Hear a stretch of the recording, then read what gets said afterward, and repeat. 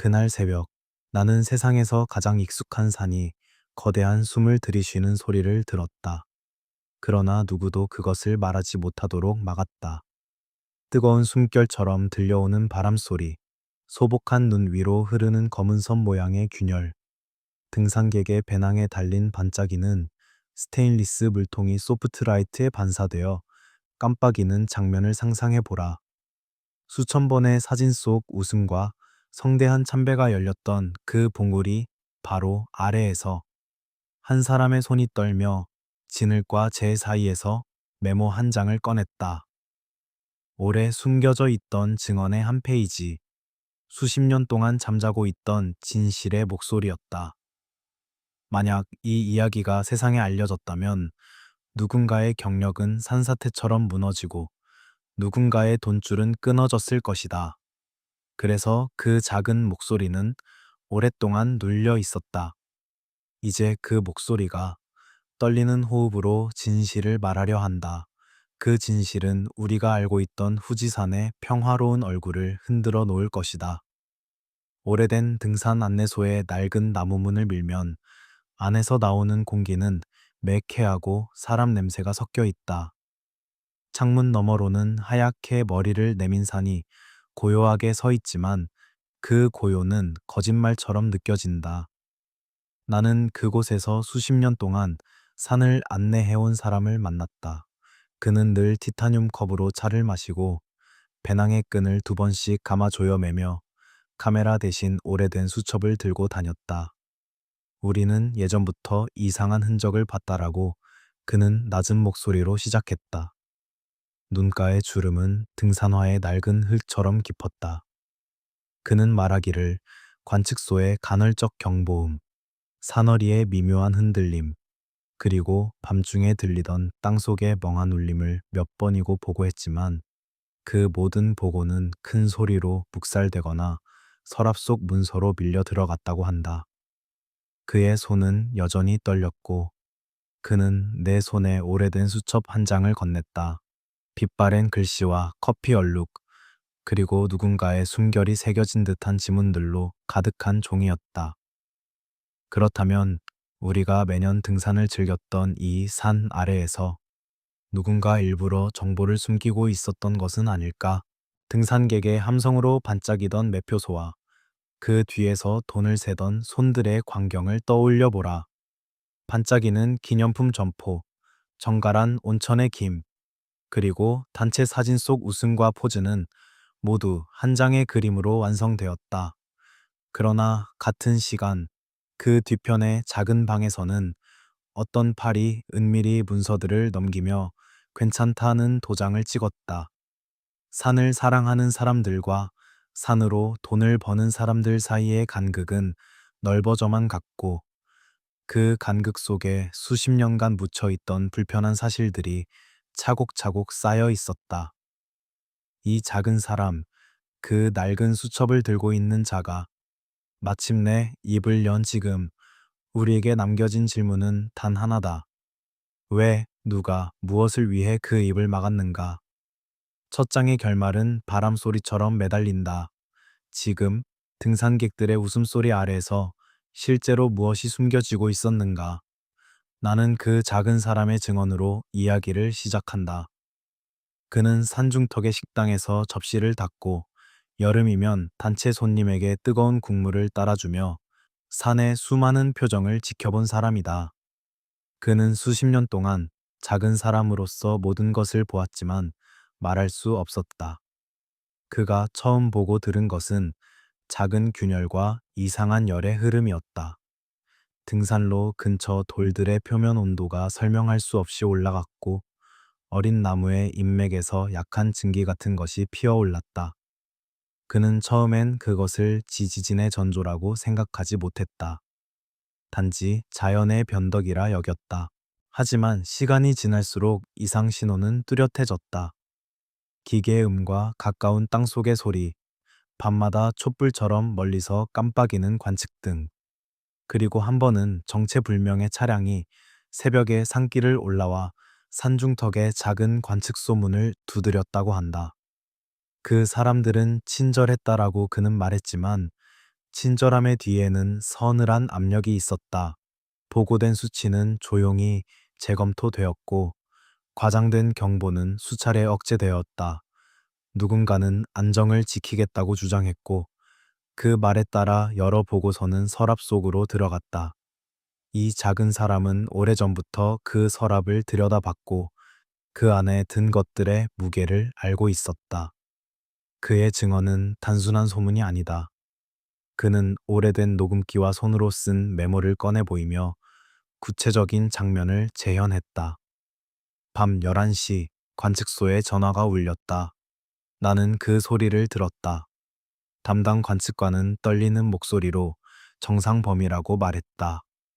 그런데 그의 녹음에는 그 말이 끝난 뒤에 흐려진 목소리로 상위 지침이라는 말이 섞여 있었다. 그 상위 지침이란 과연 누구의 지침인가? 그리고 누가 어떤 권한으로 산의 경고음을 누르고 그 대신 미소 짓는 관광 이미지를 지킬 권리를 주장한 것일까? 그의 얼굴은 오래된 사진 속 인물처럼 단단하고 가슴 속 동요는 오래전부터 숨겨져 왔다. 그는 자신이 단지 작은 관측자였을 뿐이며 그가 이제 말하는 것은 두려움 때문이라고 했다. 두려움은 그를 수십 년간 침묵하게 만들었고 침묵은 곧 누군가의 이익으로 연결되었다. 우리는 그 진술을 들으며 등산객의 가벼운 발걸음과 마주친 작은 손의 떨림 사이에서 무엇을 읽어야 하는가? 다음 장에서는 그 침묵을 가능하게 만든 더 큰 그물망을 들여다보겠다. 누가, 왜, 얼마나 많은 사람을 위해 진실을 가렸는가? 그의 마지막 말은 물음표로 남는다. 누군가 의도적으로 산의 불안을 누르고 평화의 이미지를 보호하기 위해 얼마나 많은 목소리를 침묵시켰던가. 두 번째 장은 더 높은 곳으로 관료의 책상과 서류장 사이로 올라간다. 후지산이라는 상징은 단순한 자연이 아니라 브랜드였고 그 브랜드를 지키는 사람들은 높은 사무실에서 웃음을 연출하며 사진을 찍었고 언론에는 안전이라는 단어를 뿌렸다. 그런데 그 웃음의 중심에는 한 인물이 있었다. 지방 정부와 관광재단, 철도 회사 사이를 오가며 모든 것을 중개하는 한 사람. 그는 공식 석상에서는 협력자로 불렸고 등산 안내소에서는 때로는 커피를 건네며 온화하게 웃는 인물로 기억되었다. 그는 산을 사랑하는 사람들에게는 유일한 버팀목처럼 보였지만 이면에는 그를 다른 시각으로 보는 이들의 귓속말이 존재했다. 소문에 따르면 그 인물은 산을 둘러싼 각종 개발 계획과 관광 수익에 키를 쥐고 있었고 그의 결정 하나가 수만 명의 등산객과 인근 주민의 운명을 좌우할 수 있었다. 그의 손은 친절했지만 그의 명령은 때로는 비밀스럽게 내려졌다. 경보는 상황을 악화시킬 뿐이라는 문구로 시작되는 내부 메모가 몇 장 존재했고 그 메모는 언론에 공개되지 않았다. 누군가 높은 곳에서 이미지 관리와 경제적 손실 최소화를 명분으로 위험 신호를 약화시키라고 지시했을 때 그 인물은 마치 누군가에게 예의를 갖추듯 침묵했다. 그는 단지 충실한 관료였는가? 아니면 계산된 이익을 위해 침묵을 선택한 자인가? 사회적 대비는 이 장에서 뚜렷하게 드러난다. 등산로 중간의 작은 방에서 밥을 나르던 할머니는 하루에도 수백 명의 발소리를 들으며 살았다. 그 발소리들은 돈이 되었고 돈은 곧 지역의 안녕을 말해주었다. 반면에 바로 아래 도시의 고층 빌딩에서 일하는 사람들은 주말에 짧은 탈출로서 산을 소비했을 뿐 산의 불안은 그들의 불편을 넘어서는 문제로 여겨지지 않았다. 이 강역은 곧 이해의 부재를 낳았고 이해의 부재는 책임의 회피로 이어졌다. 그런 상황에서 한 인물의 조용한 결정은 누구를 위한 선택이었던가? 이 장의 중심에는 또 다른 중요한 문서가 있다. 내부 이메일과 회의록의 요약본들이 한 상자 속에 들어 있었고 그 상자의 겉면에는 비공개라는 스티커가 붙어 있었다. 그 문건들은 관광 수입과 지역 개발, 그리고 리스크 관리라는 어휘로 가득 차 있었지만 정작 위험을 실제로 줄이기 위한 구체적 조치는 드물었다. 대신 문건들은 언론 전략과 이미지를 보호하는 방안에 더 많은 공간을 할애하고 있었다.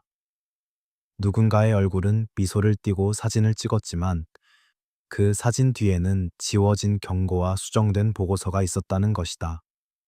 이 인물은 처음에는 산과 지역 사회를 위한 구원자처럼 포장되었다. 그는 표창을 받고 리본을 자르며 기념식에서 연설을 했다. 사람들은 그에게 감사했고 그는 감사의 손길을 거두지 않았다. 그러나 우리가 그가 남긴 메모와 이메일의 일부를 들여다보면 감사의 말 뒤에 숨겨진 계산과 이득의 흔적이 남아 있었다. 그는 책임을 회피해야 할 때는 상부의 지시를 운운했고 문제가 커질 조짐이 보일 때는 차분한 목소리로 추가 조사를 약속했다. 그 목소리는 따뜻했지만 그 따뜻함은 누군가의 등 뒤에 떨어지는 차가운 그림자를 숨기고 있었다. 두 번째 장은 사회적 대비와 배후의 인물을 통해 독자를 더 깊은 의혹으로 끌어들인다. 등산객들의 환한 얼굴과 이권을 지키려는 손들의 냉정한 계산이 맞부딪히는 지점에서 우리는 묻는다. 진짜 위험을 누가 측정했고 그 측정은 누구의 이익을 위해 조정되었는가? 그 질문은 곧 더 큰 음모를 향한 문을 열고 다음 장에서는 그 음모를 입증할 수 있는 문서들이 등장한다. 봉인되어 있던 계약서, 안전평가 보고서, 그리고 숨겨진 시나리오가 담긴 지도. 이 모든 문서들이 진실의 실타래를 푸는 열쇠가 될 것인가? 다음 장에서 우리가 마주할 문서는 어떤 사람들에게는 구원, 어떤 이들에게는 판결이 될 것이다. 그런데 그 문서들은 어디에서 왔으며 누가 어떤 이유로 그것들을 숨겼던가? 세 번째 장의 문은 무거운 금속 서랍을 여는 소리로 시작된다. 오래된 관청 건물의 지하 금고. 그곳에서 나온 한 무더기의 종이들은 깔끔하게 정리된 표지와 붉은 도장이 찍혀 있었고 그 중에는 계약, 비밀 같은 단어가 굵은 글씨로 적혀 있었다. 이 문서들 가운데는 지역 정부와 대형 관광기업 그리고 철도회사 사이에 체결된 비밀 협약의 사본이 있었는데 그 협약은 단순한 홍보나 시설 관리 협약이 아니었다. 그 문서들은 특정 상황에서의 정보 통제와 대중의 이동 제한을 명문화한 조항을 포함하고 있었고 때로는 책임을 나누는 대신 한쪽에 모든 권한을 몰아주는 조항까지 담겨 있었다. 이 비밀 계약의 한 조항은 충격적이었다.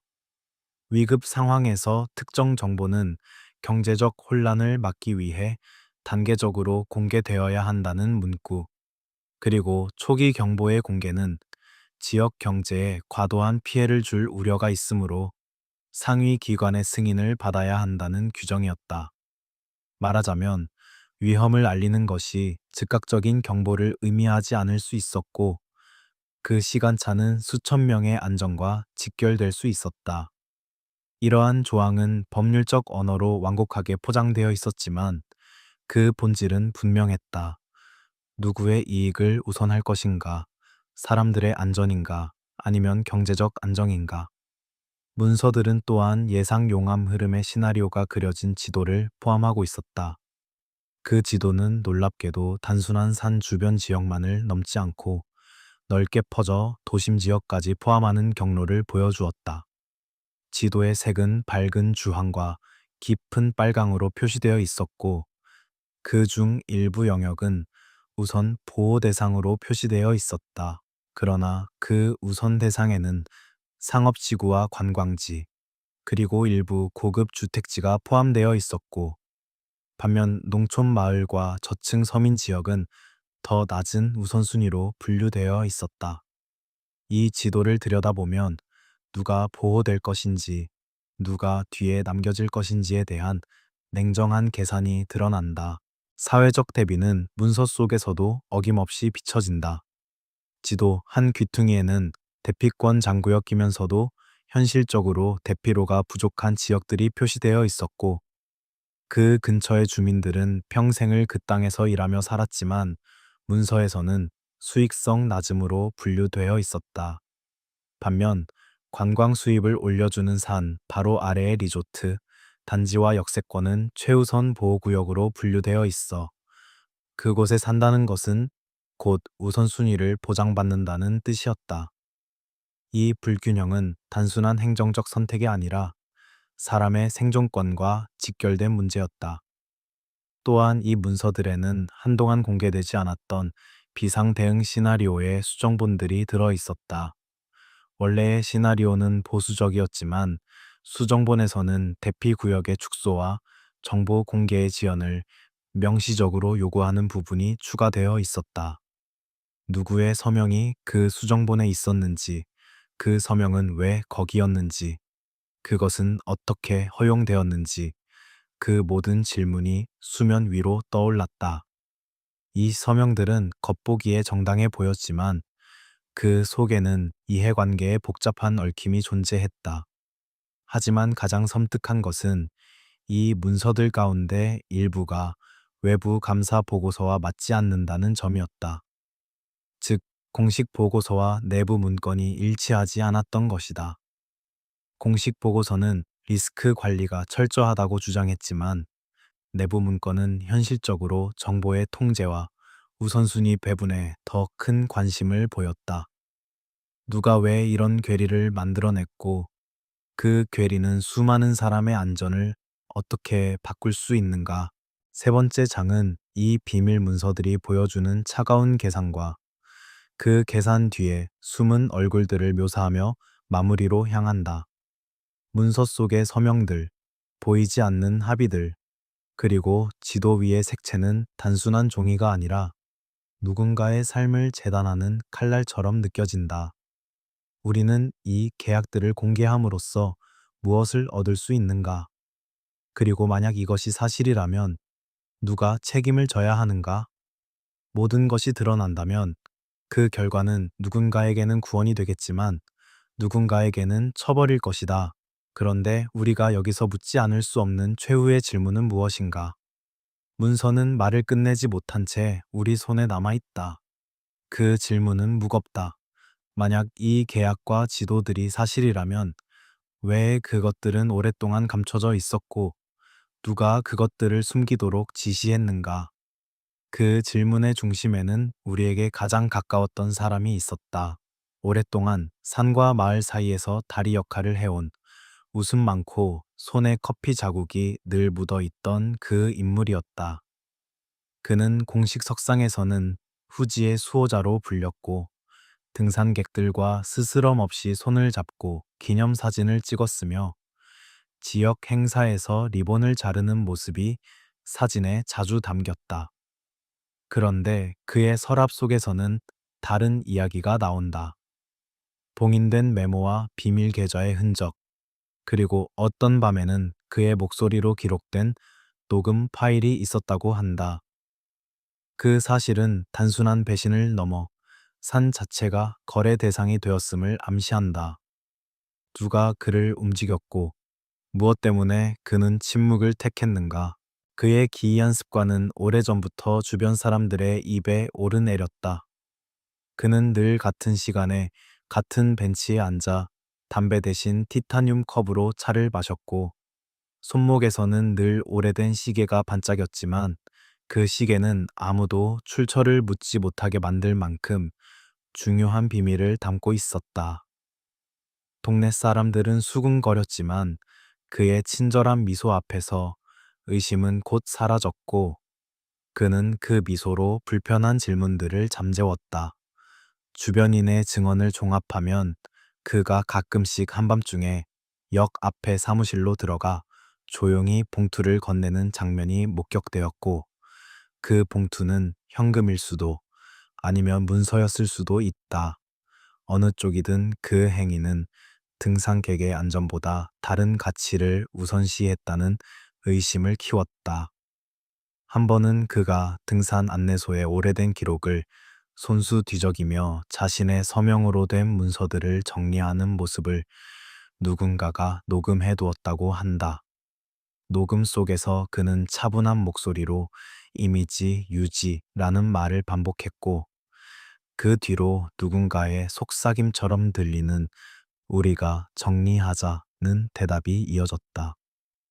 이 녹음은 이후 누군가에게 전달되었고, 검은 봉투 속의 영수증과 맞물려 하나의 연결고리를 이루었지만, 공식 절차상으로는 결코 증거가 되지 못했다는 점이 섬뜩하다.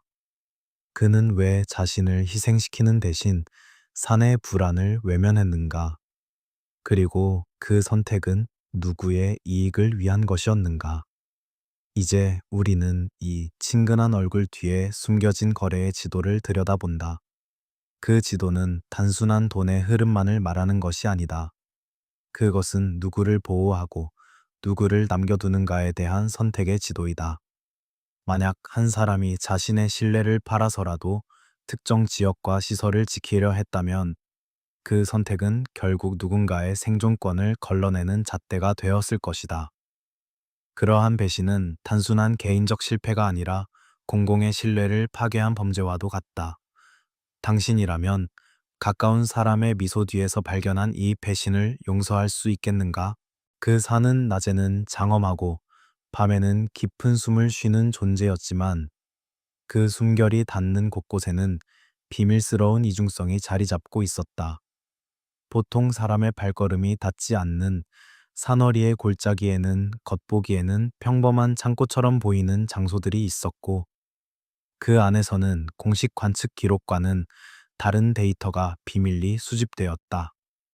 이 공간들은 외부인의 눈을 속이기 위해 목공 작업과 사진들로 꾸며져 있었지만, 내부에서는 민감한 장비와 열화상 카메라, 그리고 밤마다 들어오는 특수 차량의 흔적이 남아 있었다. 그 비밀 시설의 존재는 단순한 음모론이 아니라 여러 증언과 물증을 통해 확인되었고, 무엇보다도 그곳을 드나든 이들 중 몇몇은 보호를 위한 비밀이라는 이름으로 침묵을 강요받았다고 주장했다. 거기에는 또 다른 인물이 있었다. 그는 풍부한 자본을 가진 협력자로서 지역 개발 프로젝트와 관련된 여러 이권을 쥐고 있었고, 산의 이미지와 관광 수익을 관리하는데 결정적 역할을 했다. 그의 등장은 작은 마을의 회의실을 바꾸어 놓았고, 주민들의 삶을 숫자로 환산하는 결정을 이끌어냈다. 그와 우리의 친근한 수호자 사이에는 오래된 신뢰가 있었지만, 그 신뢰는 시간이 흐르며 거래와 의무로 변질되었고, 결국에는 위험 정보를 가리는 대가로 금전과 약속이 교환되었다는 증언이 존재한다.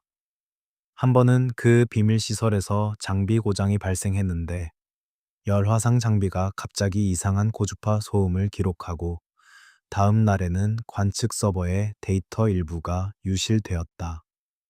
그 사고는 곧 관할 기관으로 보고되어야 했지만, 상부의 지시로 현장 점검 중 일시적 오류로 처리되었고, 공식 보고서는 간단한 장비 오작동으로 끝내졌다. 그러나 내부 문서와 현장에 남겨진 파편들은 그런 결론을 쉽게 받아들이지 못하게 했고, 누군가는 이를 고의적 은폐로 해석했다. 과연 장비의 이상은 우연이었는가? 아니면 계획된 조작의 결과였는가? 우리는 이제 그 은밀한 거래망의 끝자락에 서 있다. 봉투와 녹음, 숨겨진 시설과 그를 둘러싼 친밀한 거래의 연쇄는 한 사람의 배신이 어떻게 산 전체의 운명을 바꿀 수 있는지를 보여준다. 하지만 이 이야기의 중심에는 항상 선택의 문제가 있었다. 안전인가, 이득인가, 사람의 목숨인가, 지역의 브랜드인가. 당신은 만약 당신 동네의 어른이 산을 위해 거짓말을 했다는 사실을 알게 된다면 그를 어떻게 대하겠는가? 후지의 등뼈처럼 단단한 바위들 사이에는 다른 종류의 비밀이 숨어 있었다. 사람의 손으로 만들어진 통로, 지도에 표시되지 않은 패도로, 그리고 산 허리의 어두운 굴 속에 감춰진 작은 건물들이 그것이었다. 현장 목격자들은 그 건물에 들어갈 때마다 공기의 온도가 달라지는 것을 느꼈고, 돌 위에 남은 타이어 자국과 미세한 기름 얼룩은 단순한 보수 작업 이상의 무엇을 말해 주었다. 이곳은 사내 학문적 연구나 공공 관측을 위한 시설로 포장되어 있었지만, 실제로는 외부 자본이 통제하는 비밀 실험실 혹은 보안 창고로 기능한 것으로 보인다. 그곳에서 일어난 한 사건은 특히 충격적이었다. 밤중에 이 건물에서 큰 소음이 났고, 다음 날 아침 근처 식당 주인은 창밖으로 보이는 산의 일부 지형이 변한 것을 목격했다. 그는 즉시 경찰과 관할 기관에 알렸지만, 공식 수사 기록에는 그 사건이 낙석으로만 기재되었을 뿐이고, 보다 정밀한 조사는 이루어지지 않았다. 동시에 그 지역의 주민에게는 대피 광고가 내려지지 않았고, 관광객의 동선만 교묘히 우회시키는 조치가 취해졌다. 왜 그랬을까? 그 비밀 건물의 관리자는 한때 지역 사회의 존경을 받던 인물로 공사와 관리를 잘했다는 평판이 있었다. 그러나 내부 고발자들은 그가 사내 이상 신호를 알고도 보고를 늦추거나 수정하도록 강요받았다고 증언한다. 그들은 그가 선택의 기로에서 경제적 파급을 이유로 위험을 숨기도록 압박받았다고 주장했다. 만약 이것이 사실이라면 그의 전문적 판단이라는 이름 아래 얼마나 많은 목소리가 묵살되었는가가 문제이다. 다른 증거들은 이 비밀 건물에서 외부의 민간 업체들이 장비를 들여와 특별한 시료를 채취하고 그것을 도시의 실험실로 옮겼다는 점을 보여준다. 이러한 민간 개입은 공적 관측만으로는 설명되지 않는 복잡한 이해관계를 드러내며, 특히 토지 개발과 관광 수익을 결부시키려는 움직임과 맞물려 있었다. 주민들의 생계와 안전을 비교적 낮은 우선순위로 둔 상태에서 누군가의 이익은 보호되고 누군가의 삶은 계산표 위에서 희생되었다. 이런 선택을 과연 누가 정당화할 수 있을까? 그 비밀 공간의 존재는 사내 비밀 생활을 입증하는 증거로 남아 있지만, 더 큰 의문은 그것을 누가 어떤 권한으로 만들었는지에 대한 것이다. 공적 자원과 민간 자본이 결탁했을 가능성은 우리를 더욱 불편하게 만들며, 그 속에서 소외된 사람들은 아무런 보호도 받지 못했다. 이제 우리는 그 소외된 사람들 중 한 명의 목소리를 듣게 되는데, 그녀는 오랫동안 비난받던 인물로서 처음으로 카메라 앞에 섰다. 그녀의 이야기는 무엇을 바꿀 수 있을까? 수십 년간 그림자 속에서 살아온 그 여자는 한때 문제아로 낙인 찍혔지만, 그녀가 입을 열자 그 낙인은 곧 뒤집혔다. 그녀는 지역 주민의 딸이었고, 젊은 시절 사내 장비를 점검하던 일을 도왔다가 어느 날부터 기록에 없는 출입자들과 마주하게 되었다고 말했다. 사람들이 듣기 싫어했던 진실은 단순했다. 그녀는 특정 밤에 누군가가 관측 장비를 일부러 조작하는 것을 목격했고, 그 사실을 알릴 때마다 위협과 회유가 뒤따랐다고 주장했다. 오늘 그녀는 카메라 앞에서 처음으로 그날의 기록을 꺼내 보인다. 낡은 수첩 한 페이지, 벽에 남겨진 기름 자국을 찍은 흑백 사진, 그리고 어떤 날짜의 메모가 있다. 그녀의 손은 떨렸지만 눈빛은 단호했다. 그녀는 자신을 외면당한 목격자라 칭하며 그 목격이 어떻게 은폐되었는지, 그리고 그 은폐가 누구에게 이익이 되었는지를 설명했다. 이 인터뷰는 단순한 폭로가 아니라 오랫동안 억눌려온 고통의 서사였고, 그 서사는 많은 이들에게 충격을 주었다. 그녀는 특히 한 인물의 이름을 직접 거론하지는 않았지만, 그녀가 묘사한 목소리와 행동은 이전 장에서 언급된 친근한 수호자의 그것과 놀랍도록 일치했다. 그녀는 그 사람의 손에서 건네진 봉투의 크기와 차 문에 붙어 있던 스티커의 모양까지 기억했다. 이러한 세부는 우연의 일치로 보기 어려웠다. 많은 지역 주민은 그녀의 증언을 듣고 처음으로 고개를 끄덕였고 어떤 이는 지난 기억을 끄집어내 증언을 더했다. 이 모든 기억의 퍼즐은 이제 하나의 형태를 잡아가고 있다. 그러나 이 인터뷰가 공개된 후에도 작은 압력은 계속되었고 그녀는 곧바로 사적인 감정에 휘둘린 주장이라는 꼬리표를 달게 되었다. 지역 언론 일부는 그녀의 과거를 들춰내며 신뢰성을 깎아내리려 했고 반대로 다른 매체는 그녀를 보호하려고 애썼다. 이 과정에서 우리는 누가 진실을 말할 권리가 있는지, 그리고 누가 진실을 묻어버릴 권한을 가진 것인지에 대해 다시 묻지 않을 수 없다. 당신은 이런 상황에서 누구의 편에 서겠는가? 이제 남은 것은 그녀가 꺼낸 증거들과 우리가 취재로 확보한 문서들을 맞춰보는 작업이다. 거기에는 봉투의 영수증, 비밀 출입 기록, 그리고 통신 로그의 흔적이 어렴풋이 겹쳐진다. 이 자료들이 완전한 그림을 제공하지는 않지만 적어도 한 가지는 분명하게 드러난다. 후지의 표면 아래에는 수년간 누군가의 계산과 이익을 위해 조율된 구조가 존재해 왔다는 점이다. 그 구조를 만든 이는 누구이며 그것을 유지하려 한 동기는 무엇이었는가? 그리고 이제 우리는 그것을 드러낼 준비가 되어 있는가? 그녀의 말이 끝나고 나는 호흡을 가다듬은 채로 그 낡은 수첩을 다시 들여다보았다. 그 순간 마치 오래된 시계에 태엽이 풀리듯 땅속 깊은 곳에서 잔잔하던 파열음 하나가 드러났다.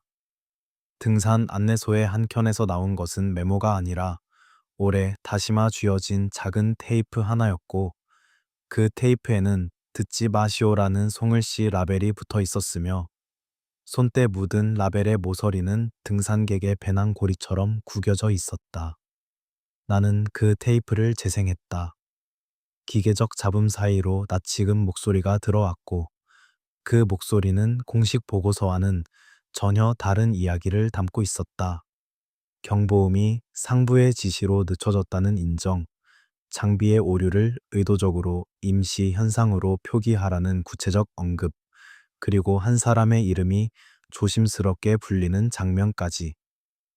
이 음성은 단순한 불만의 고백이 아니었다.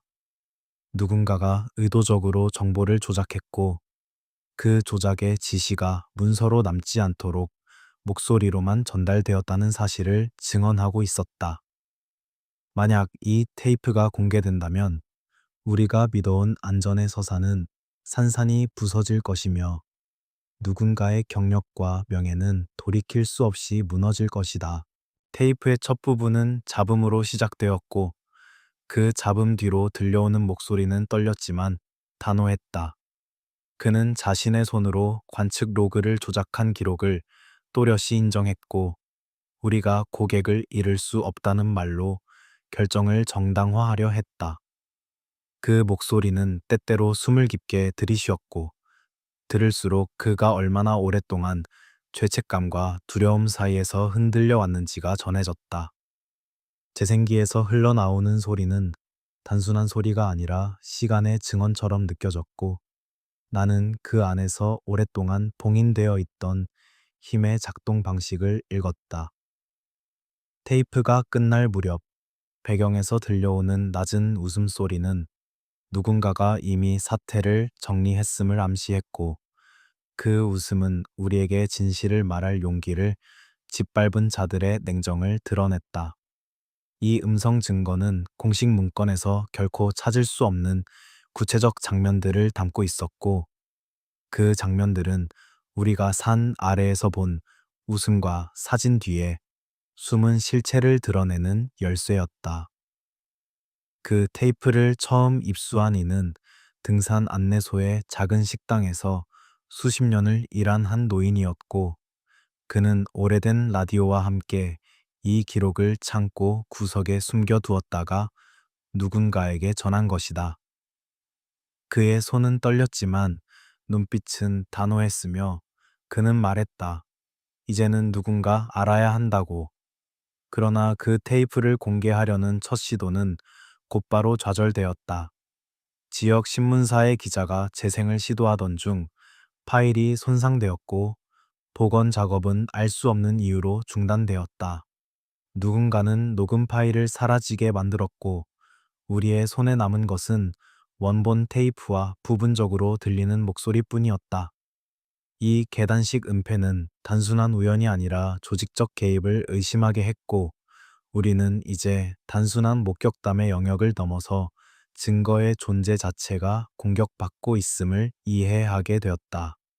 이제 당신에게 묻겠다. 오래된 테이프 한 개가 모든 것을 바꿀 수 있다면 그것을 듣고도 침묵을 지킬 것인가? 아니면 진실을 드러내기 위해 자신의 안전을 걸 것인가? 나는 테이프의 존재를 알게 된 날 이후로 그 노인을 더 자주 찾아갔다. 그의 평온한 얼굴 뒤에는 밤마다 잠을 이루지 못하는 그림자가 드리워져 있었고, 그는 밤마다 영희 같은 불안에 시달리며 집안 구석구석을 살폈다. 그는 창문을 여러 번 닫고 문고리를 점검하며 소형 수신기를 주머니에 넣고 다녔는데, 그는 스스로를 감시받는 존재로 느끼기 시작했다고 고백했다. 누군가 그를 지켜보고 있다는 확신은 그를 점점 작은 공포로 몰아넣었다. 그의 증언은 단순한 목격 이상의 것이었고 나는 그 속에서 심리적 분열의 흔적을 보았다. 낮에는 친절한 안내인이었지만 밤이면 누군가의 그림자를 떠올리며 눈물을 훔치는 사람이었다. 이 분열은 우리 이야기의 중심 인물들 가운데 하나에게서도 비슷하게 목격되었는데 특히 산의 수호자로 불리던 그가 점점 더 예민해지고 불안해하는 모습이 여러 증언으로 겹쳐졌다. 그는 사소한 소음에도 흠칫 놀라며 전화를 받을 때마다 상대의 음성 톤을 과도하게 분석했고 때로는 자신의 책상 서랍을 직접 잠그며 누군가의 손길을 두려워했다. 그의 이런 변화는 단순한 스트레스의 표지가 아니라 무언가를 숨기려는 행위의 부작용으로 보였다. 그는 밤마다 문서를 태우거나 중요한 영수증을 잘라버리며 깨끗하게 정리한다고 말했고 어떤 이들은 그가 서랍 속에 테이프를 숨겼다가 다시 꺼내어 확인하는 장면을 목격했다고 증언했다. 그의 행동은 점점 더 은밀해졌고 주변 사람들은 그가 무엇을 위해 그렇게 하는지 짐작만 할 뿐이었다. 이 과정에서 가장 상처를 받은 이는 바로 그를 가장 신뢰하던 친근한 동료였고 그 동료는 한때 그와 함께 봉투를 주고받던 사람으로 알려져 있었다. 그러나 그 동료는 어느 순간부터 태도가 돌변했고 그의 눈빛은 더 이상 동료의 것이 아니었다. 어느 날 밤 우리는 그 동료가 소리 없이 열쇠를 들고 집의 서랍을 열어 무엇인가를 훔쳐가는 것을 목격했다. 그것은 배신의 시작이었다. 그 배신의 순간은 차갑고도 분명했으며 우리는 그 동료의 행동을 결정적 배신으로 읽을 수밖에 없었다. 그는 눈물로 위로하는 대신 서류를 챙겼고 손에는 봉투 하나를 꼭 쥔 채 사라졌다. 그 봉투의 행방은 곧바로 추적되었지만 봉투는 이미 여러 단계의 거래를 거친 뒤 흔적을 감춘 상태였다.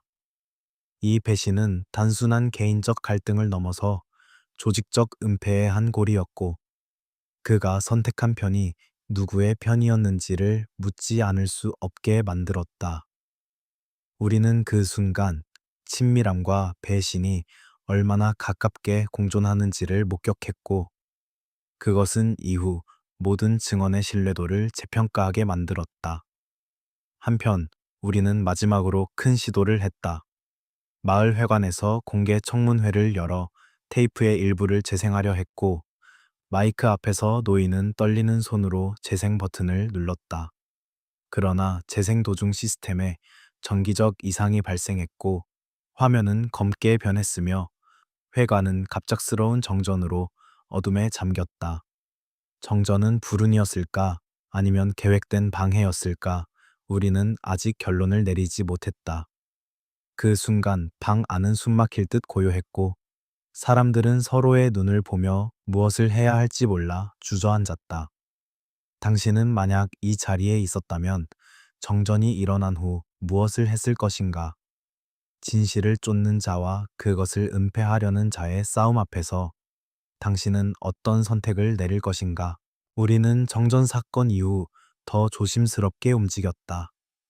테이프의 일부를 디지털로 복원하려는 시도가 이어졌고, 그 과정에서 몇몇 파일은 회복되었지만 결정적 구간은 여전히 소실되어 있었다. 복원 과정에서 드러난 소량의 음성은 너무나 적었지만 그 일부는 충격적이었고, 특히 한 문장, 우리가 결정했다 이라는 표현은 조직적 결정을 암시했다.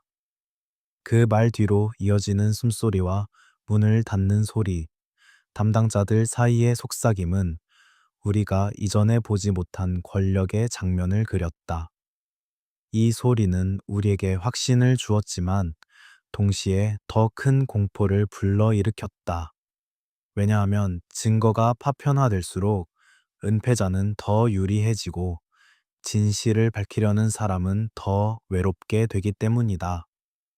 테이프와 함께 발견된 다른 물증들, 예컨대 잘려진 영수증과 익명으로 찍힌 차량의 사진, 출입 기록의 빈칸 등은 모두 서로를 이어주는 실처럼 보였지만 실타래는 아직 완전히 풀리지 않았다. 우리는 하나하나의 조각을 맞추려 애썼고 그 과정에서 더 많은 사람들의 침묵과 눈물, 때로는 회유와 위협의 흔적을 보게 되었다. 그 흔적들 속에는 한 가지 분명한 패턴이 있었다. 산 아래의 평온한 이미지가 유지되는 동안 내부에서는 권력자들의 이해관계가 계산되어 왔다는 사실이었다. 이 계산이 삶과 안전을 재단하는 데 사용되었다면 우리는 그 재단의 칼날을 멈출 수 있는가? 마지막으로 묻는다. 당신이 이 이야기를 들은 지금 침묵을 이어갈 것인가? 아니면 작은 테이프 하나가 던지는 불편한 진실을 세상에 알리기 위해 행동할 것인가? 얼마 지나지 않아 새로운 단서가 우리 손에 들어왔다. 이단의 증언과 더불어 등산 안내소의 한쪽 서랍에서 발견된 은행 명세서가 있었고, 그 명세서는 산을 둘러싼 거대한 돈의 흐름을 암시했다. 명세서에는 고액의 입출금 내역이 빽빽이 적혀 있었고, 기재된 금액들은 지역 행사와 개발 비용을 넘어서는 규모였으며, 계좌는 여러 개의 유령 회사로 이어져 있었다. 우리는 이 명세서를 자세히 들여다보며 놀라운 사실을 발견했는데, 겉으로는 후원금과 기부로 포장된 거래들이 실제로는 특정 개인들과 회사들 사이에서 상호 전표처럼 이동하면서 사내 이미지를 유지하기 위한 비밀 기금처럼 기능하고 있었다는 점이었다. 그 자금의 흐름은 투명하지 않았고 오히려 흔적을 지우기 위한 정교한 장치들이 숨어 있었다. 영수증은 때때로 동일한 기재로 중복되어 발행되었고 계약서는 모호한 문구로 일관되어 있어 외부 감사의 눈을 피하기 쉬웠다. 우리는 회계 장부를 따라가다 한 구간에서 끊긴 흔적을 발견했고 그 끊김은 특정 시점 이후로 중요한 입출금 내역이 사라졌음을 의미했다. 이 사라진 기록은 누구의 지시로 삭제되었는가? 혹은 단순한 관리 소홀인가? 우리는 그 가운데에 은밀한 의도가 도사리고 있음을 의심하게 되었다.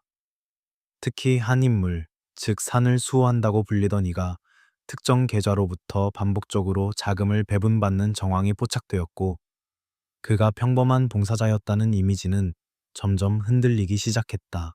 이 재정의 비밀은 단순한 회계 부정이 아니라 권력의 분배를 보여주었다.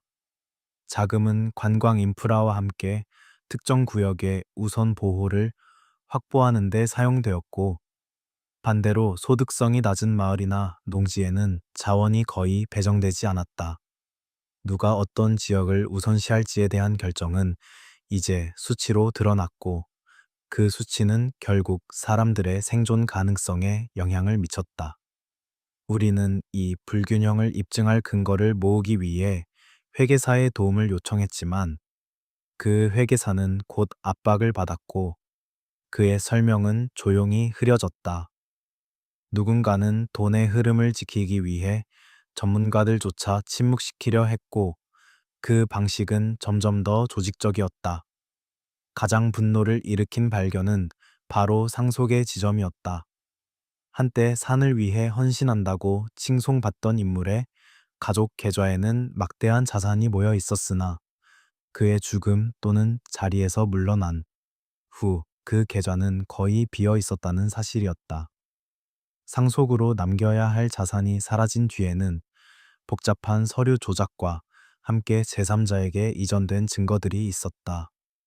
그 돈의 최종 수취인은 누구였는가?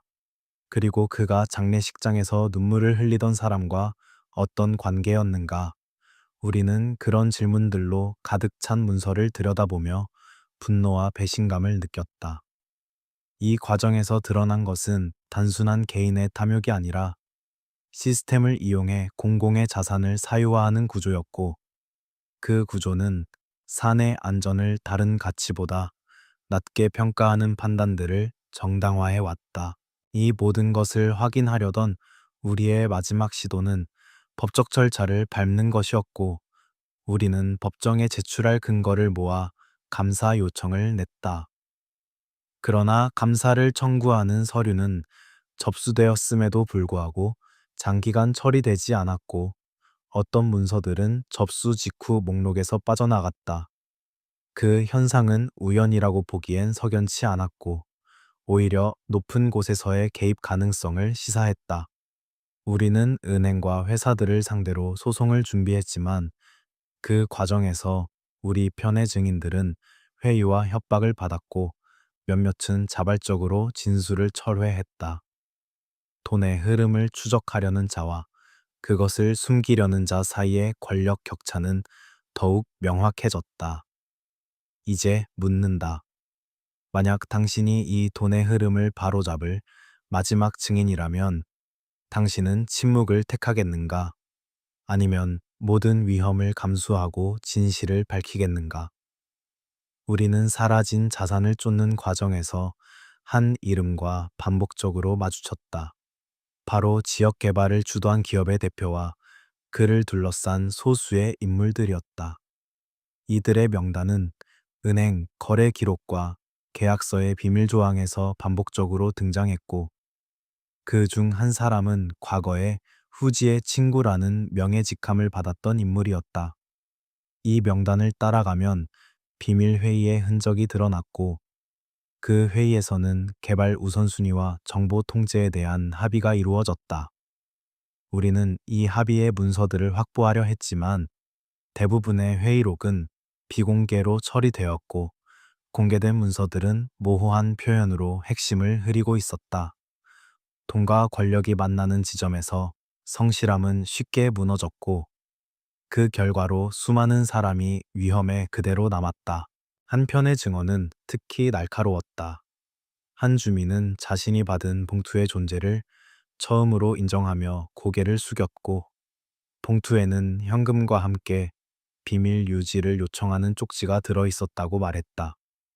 그 봉투는 일회성이 아니었고 반복적으로 주어졌으며, 그 보상은 지역의 작은 편익으로 포장되어 주민들의 저항을 무마하는 수단으로 쓰였다.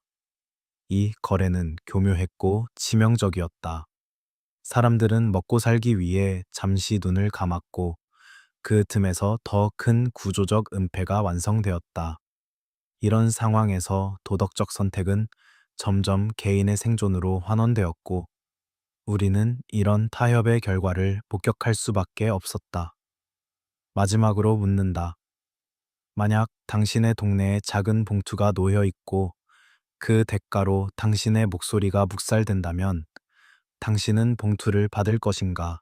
아니면 거리낌 없이 목소리를 지킬 것인가? 산을 지키는 5사람의 만남은 아주 평범한 식사 자리로 시작되었지만 그 식탁 위에는 지도와 통계, 그리고 서로 주고받은 봉투의 영수증처럼 보이는 작은 서류들이 놓여 있었다. 그들은 온천룸의 어두운 조명 아래에서 웃음을 나누었고 소주잔이 바닥을 치는 소리 사이로 사내 미래를 계산하는 대화가 자연스럽게 오갔다. 그 방의 공기는 따뜻했지만 말의 내용은 냉정했으며 그날의 회의록은 간단한 메모로 남겨져 있었지만 그 메모는 이후의 결정들을 형성하는 핵심 문서의 근거가 되었다. 우리는 이 모임의 존재를 입증할 수 있는 녹음 일부와 참석자 명단을 확보했고 그 명단에는 지역의 고위 관료, 대형 개발업자, 철도 회사의 임원, 그리고 우리에게 익숙한 수호자의 이름이 포함되어 있었다. 이 비밀 클레는 단순한 친목 모임이 아니었다.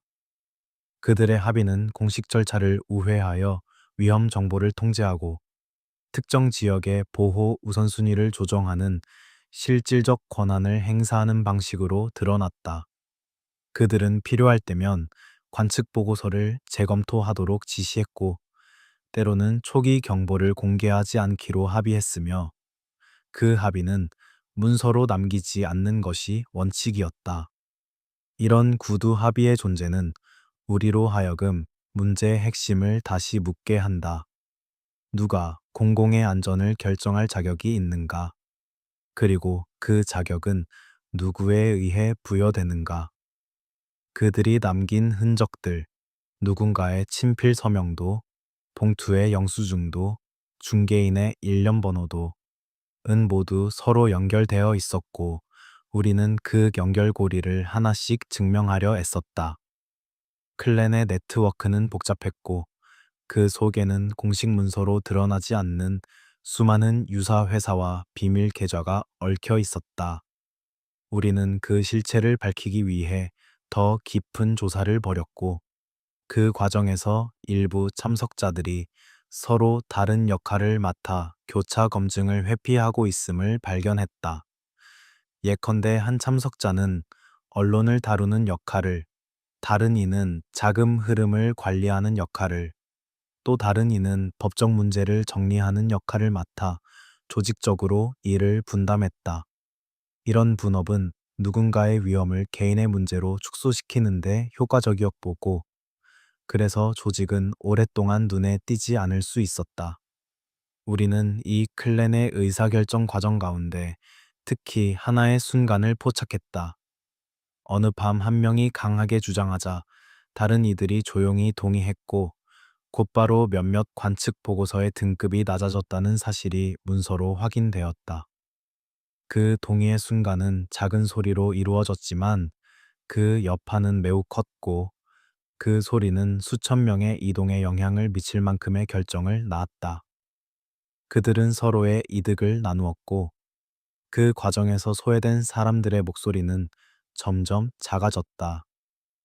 이 클랜의 존재는 우리를 공직과 사익의 경계가 얼마나 쉽게 흐려질 수 있는지를 보여주었다. 이 클랜의 맨 끝에는 항상 한 사람이 있었고 그 사람은 가장 친근한 얼굴을 가진 사람이었다. 그는 공식 석상에서는 늘 미소를 띄었고 주민과 등산객 앞에서는 성실함을 과시했다. 그러나 그의 미소 뒤에 감춰진 것은 다른 형태의 판단이었고 우리는 그 판단이 어떤 대가를 치른 결정들을 낳았는지를 문서로 확인했다. 특히 그가 서명한 몇몇 비밀 합의서와 그의 친필이 담긴 메모들은 우리가 상상하던 것보다 훨씬 더 직접적으로 자금과 권한의 흐름을 연결하고 있었다. 그러자 우리는 묻지 않을 수 없었다. 그가 처음에는 누구를 위해 봉사한다고 믿었는가? 그리고 그의 봉사가 언제부터 누군가의 이익을 위한 수단으로 변질되었는가? 그러나 이 클랜의 이야기는 여기서 끝나지 않는다. 내부 고발자와 전직 관계자들이 하나둘 입을 열면서 우리가 모른 차에 지나쳤던 더 깊은 음모의 실체가 드러나기 시작했다. 한 전직 관계자는 클랜의 결정이 내려지는 방식에 대해 상세히 증언했고 그 증언은 그의 얼굴에는 깊은 후회와 함께 불안이 스며 있었다. 그는 특히 한순간을 강조했는데 그때의 결정은 이미지 유지와 경제적 손실 방지라는 명목으로 이루어졌고, 그 결과로 특정 지역의 우성원이 확보되었음을 말했다. 그의 말은 우리에게 뼈아픈 질문을 던졌다. 공공의 안전을 다수의 이익으로 재단하는 것이 어떤 결과를 낳을 것인가? 당신은 만약 이 클랜의 존재를 알게 된다면 그들을 폭로하겠는가? 아니면 당신의 일상과 안전을 위해 침묵하겠는가?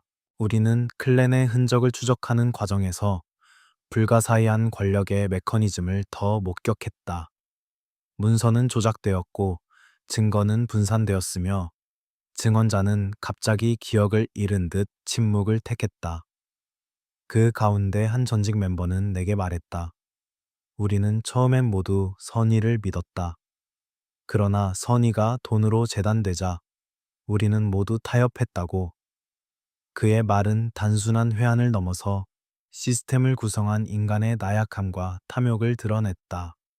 우리는 그의 증언으로 클랜의 만남과 결정의 실체를 더 명확히 했지만 동시에 더 많은 적대감과 위협을 맞이하게 되었다. 마지막으로 묻는다. 당신은 만약 이 클랜의 한가운데에 가족이나 이웃이 있다면 침묵을 택할 것인가? 아니면 그 침묵을 깨고 진실을 알릴 것인가? 산을 향해 오르는 수십만 명의 발걸음 뒤에는 아무도 말하지 않은 또 다른 진실이 숨어 있었다. 우리가 그 클랜의 마지막 흔적을 쫓던 어느 새벽, 한 봉투가 우리 손에 들어왔고, 그 봉투 안에는 의료 기록처럼 보이는 서류 묶음이 있었다. 봉투의 겉면에는 붉은 잉크로 기밀이라는 글씨가 찍혀 있었고, 그 잉크는 오래되어 모서리가 번져 있었지만, 봉인은 말끔히 떼어진 흔적이 있었다. 서류의 첫 장을 펼치자 그것이 무엇인지가 즉각적으로 드러났다. 관측소에서 15년 이상 근무한 한 전임 지질 전문가의 건강검진 기록과 내부 진단서였다.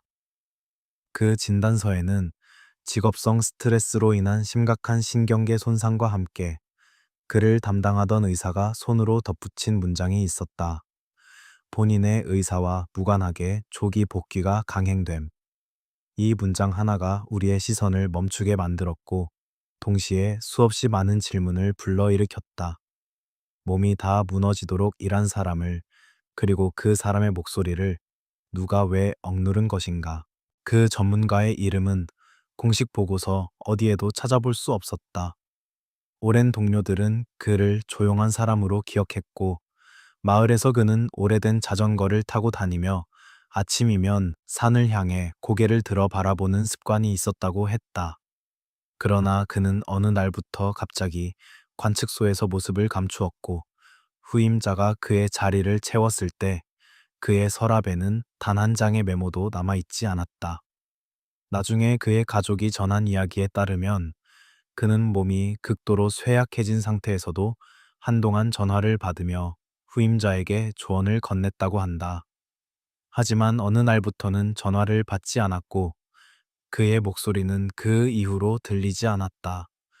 가족은 그가 끝내 말하지 못한 것들에 대해 평생 후회했다고 했는데 그것은 두려움 때문만이 아니라 자신이 알고 있는 것이 너무 커서 혼자 감당할 수 없었기 때문이기도 했다. 그 의료 기록은 단순한 건강 이상을 넘어서는 이야기를 담고 있었다.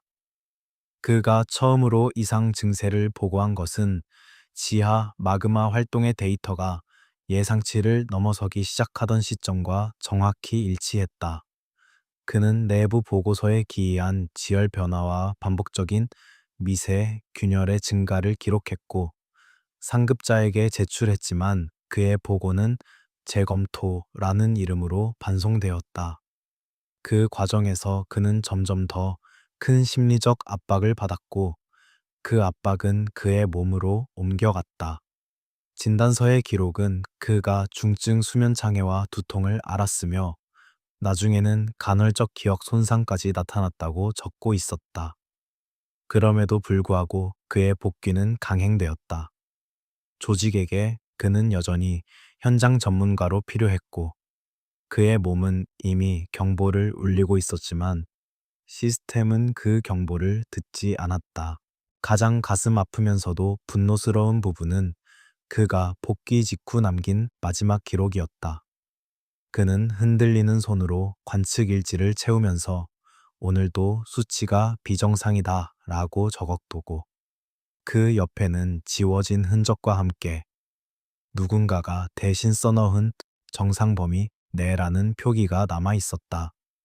그의 원래 글씨와 나중에 덧씌워진 글씨는 잉크의 색깔부터 달랐고 우리는 그 차이를 사진으로 기록했다.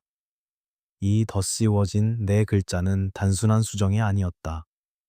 그것은 한 사람의 몸이 무너지는 것을 알면서도 그의 목소리를 끝까지 통제하려 했던 자들의 흔적이었다.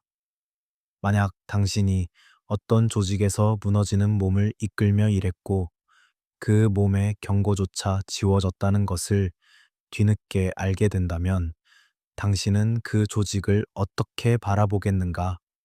우리는 그 전문가를 직접 만나기 위해 오랫동안 연락을 시도했다. 그의 가족은 처음에는 인터뷰를 거절했지만 얼마 지나지 않아 그의 아내가 작은 봉투 하나를 우리에게 전달해왔다. 봉투 안에는 그가 마지막으로 남긴 송을씨 노트 몇 장과 함께 오래된 사진 한 장이 들어 있었다. 사진 속 그는 산을 배경으로 웃고 있었지만 사진 뒷면에는 날짜와 함께 짧은 문장이 적혀 있었다. 이 산이 잠에서 깨어나는 것을 나는 보았다. 그러나 아무도 듣지 않았다. 그 문장은 우리가 이 취재를 통해 수없이 마주친 구조적 침묵의 핵심을 단 두 줄로 압축하고 있었다. 그의 목소리는 살아생전 끝내 들리지 않았고 그것은 단순히 용기가 없어서가 아니라 말하면 사라지는 구조 속에서 숨을 죽여야 했기 때문이었다.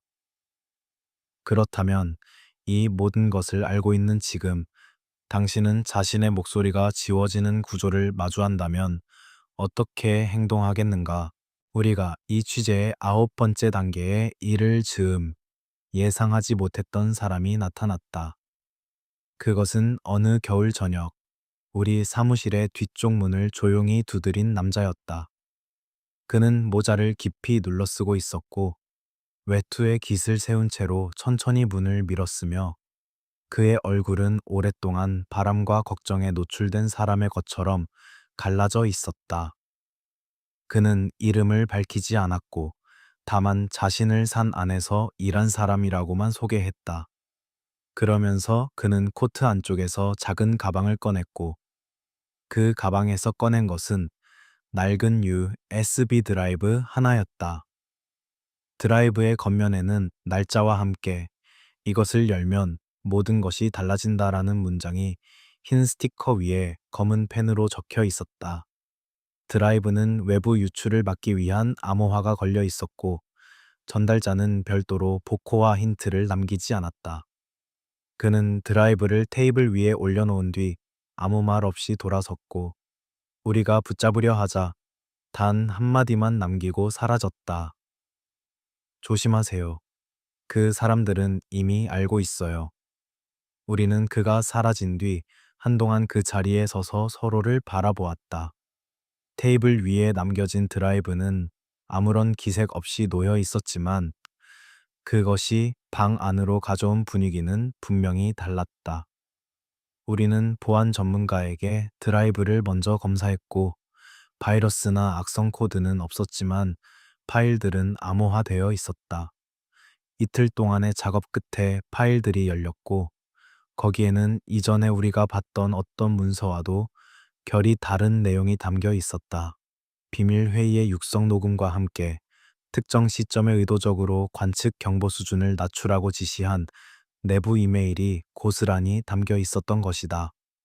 이메일의 발신자는 여러 단계를 거쳐 있었지만 마지막에 이어지는 주소는 우리가 오랫동안 추적해온 바로 그 인물의 이름과 연결되어 있었다.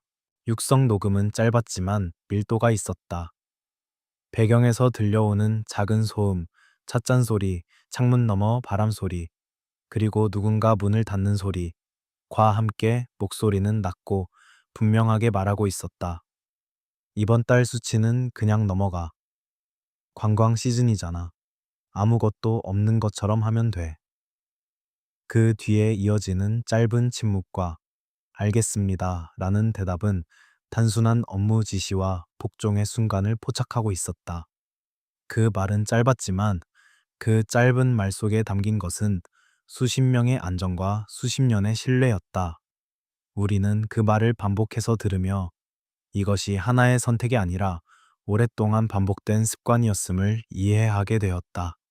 이메일들은 더욱 구체적이었고 그 안에서 우리는 특정 날짜에 어떤 보고서가 수정되었는지, 누가 그 수정을 승인했는지, 그리고 그 승인의 대가로 무엇이 오갔는지를 하나씩 확인할 수 있었다.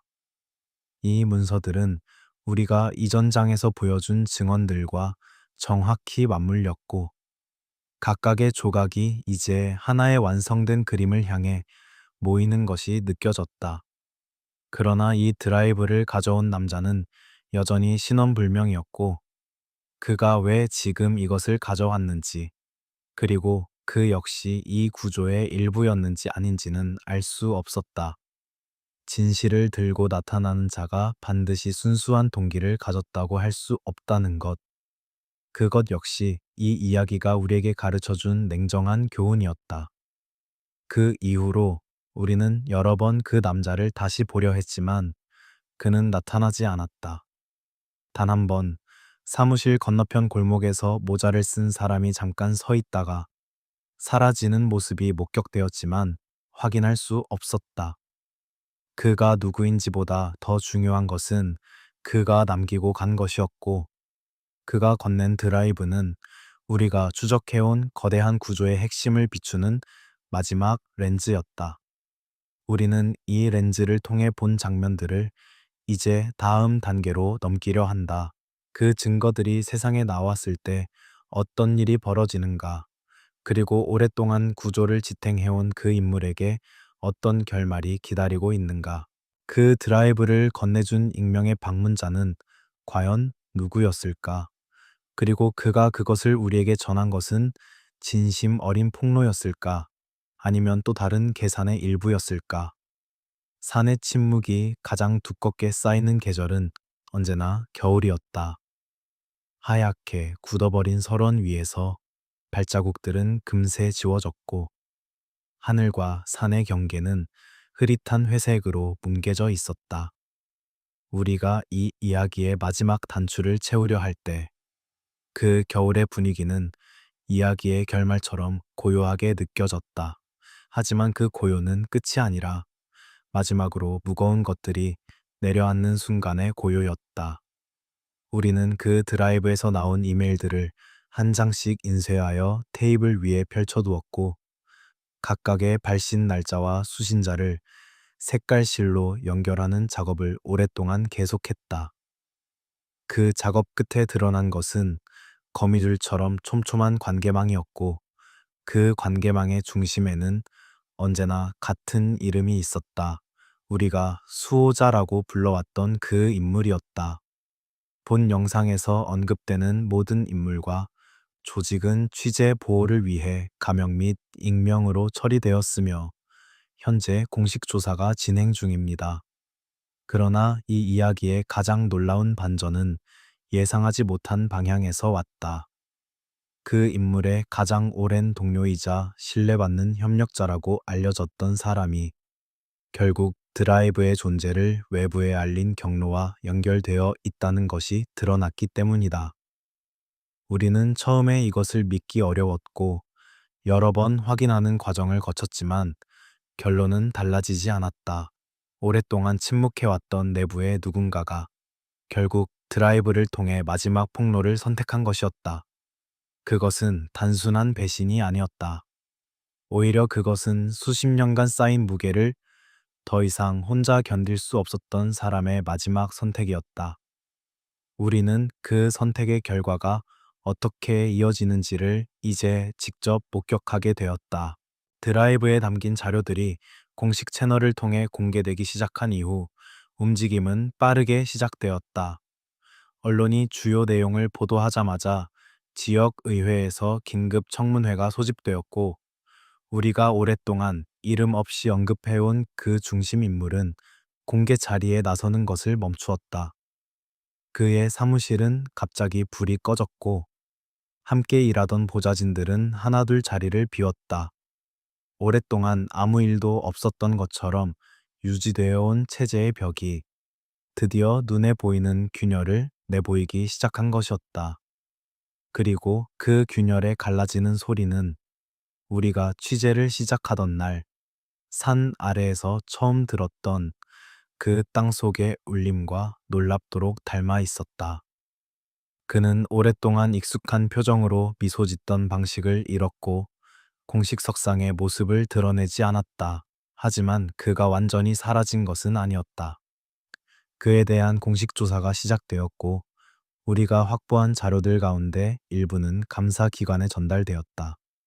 그 이후의 절차들은 복잡하고 느렸지만 적어도 한 가지는 분명해졌다. 오랫동안 그를 감싸고 있던 수호자라는 이름의 갑옷이 벗겨지고 있었다는 것이었다.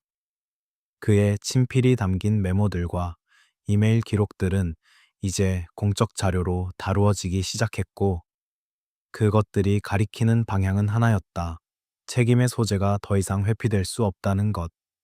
그를 오랫동안 도왔던, 그리고 마지막에 드라이브를 통해 폭로의 경로를 열었던 그 협력자의 결말은 어떠했는가? 그는 자발적으로 감사기관에 출석하여 자신이 알고 있는 것을 진술했고, 그 진술은 수십 쪽에 달하는 방대한 기록이 되었다. 그는 모든 것을 밝히는 과정에서 자신의 역할에 대해서도 숨기지 않았고, 그것은 그에게도 쉬운 선택이 아니었을 것이다. 사람들은 그를 뒤늦은 양심이라고 불렀고, 어떤 이들은 그마저도 계산된 행동이라고 의심했지만, 그의 진술이 실질적인 조사의 물꼬를 트는데 결정적이었다는 사실만큼은 부정하기 어려웠다. 배신과 폭로, 그리고 뒤늦은 양심 사이의 경계는 언제나 모호하고 우리는 그 모호함 속에서 쉽게 판단을 내리기 어려웠다. 이 이야기가 단순히 한 인물의 실패로 끝나지 않는 이유는 그가 움직인 구조 전체가 여전히 온전히 해체되지 않았기 때문이다. 자금의 일부는 여전히 추적 중이었고 계약서의 비밀 조항들은 법적으로 무효화되는 과정에 있었으며 보호 우선순위의 불균형은 새로운 정책으로 교정될 필요가 있었다. 그리고 무엇보다 중요한 것은 몸이 무너지는 동안에도 입을 다물어야 했던 수십 명의 전문가와 현장 인력들이 여전히 그 경험을 안고 살아간다는 사실이었다. 그들에 대한 공적 인정과 보상의 문제는 이제 막 수면 위로 올라오기 시작했고, 그것은 다음 세대가 풀어야 할 과제로 남아 있었다. 이제 우리는 이 모든 것의 끝에 서서 산을 다시 바라본다. 후지는 여전히 거기에 있었고, 하얀 정상은 구름 사이로 조용히 모습을 드러냈다. 그러나 그 산이 우리에게 말을 걸어오는 방식은 이제 달랐다. 아름다움과 위협이 동시에 담긴 그 침묵은 우리가 오랫동안 눈을 감고 외면해온 불편한 진실들의 집합이었다. 지금도 230만 명이 넘는 사람들이 매년 후지산 일대를 찾고 그 가운데 수십만 명이 실제 등산로에 발을 올린다. 그들의 발 밑에서 무슨 일이 일어나고 있는지를 우리가 알게 된 지금, 우리는 그 산을 바라보는 시선이 이전과 같을 수 없다는 것을 느낀다. 후지는 300년이 넘는 잠에서 깨어나고 있다. 그리고 그 깨어남은 자연의 시간표에 따른 것이다.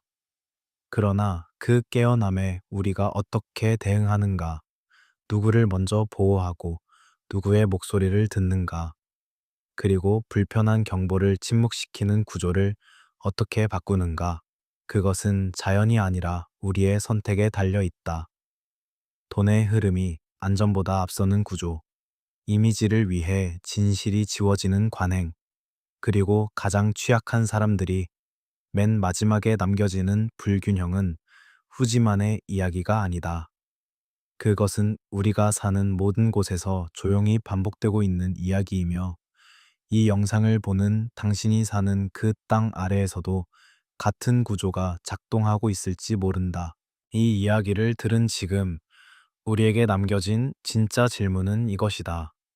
산이 깨어날 때 우리는 준비가 되어 있는가?